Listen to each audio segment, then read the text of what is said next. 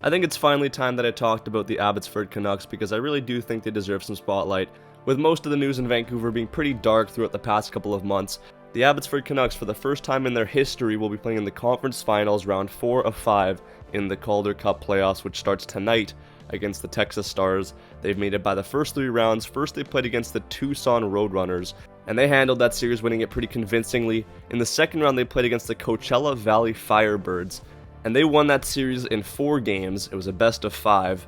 And then most recently they played against the Colorado Eagles, the number 1 seed in their division, and they won that 5-game series in the final game, just destroying Colorado away 5-0 to propel them through to the 4th round now against Texas. If you want to see me cover those games along with the rest of the NHL playoffs, then let me know. But I did want to give a shout out to a couple of Abbotsford players who have really showed out in these playoffs and could very well be potential candidates for the Vancouver Canucks main team next season.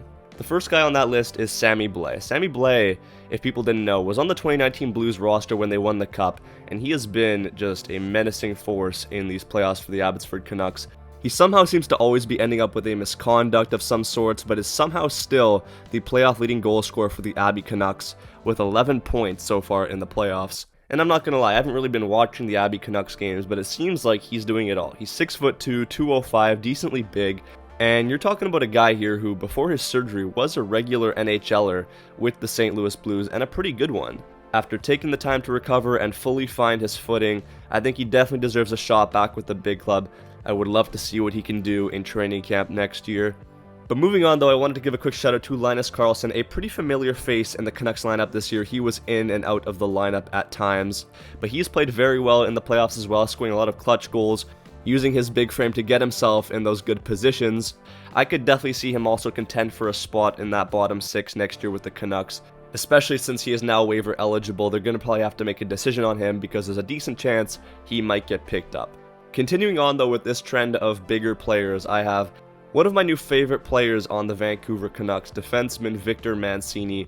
And look, there's been a lot of talk with the Vancouver Canucks defensive core being absolutely stacked right now that they might trade one of them. I really don't want it to be Victor Mancini. They need to lock this guy up because he has so much potential. At 6'3", 230, he can still move around very efficiently. He's kind of like an Owen Power Light version. I saw that comparison one time, and honestly, it makes a lot of sense. Victor Mancini has been a beast, man. He can lay the body.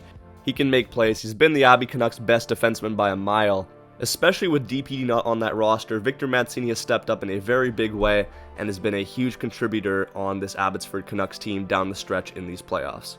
The final player I have on this list is Arturs Silovs, and Silovs had a little bit of an up and down playoffs. He's been pulled a couple times, but the reason why I'm including him on this list is because on every single elimination game he's played this year, he has gotten himself a shutout.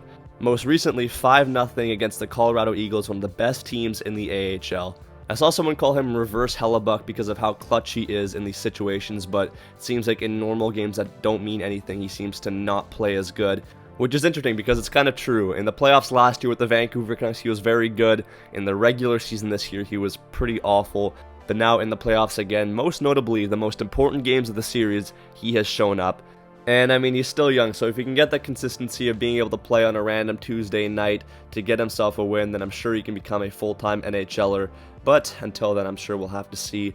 But that's all for me in this video. Thank you so much for watching. Make sure you like, comment, subscribe if you're new. Peace out, and take care.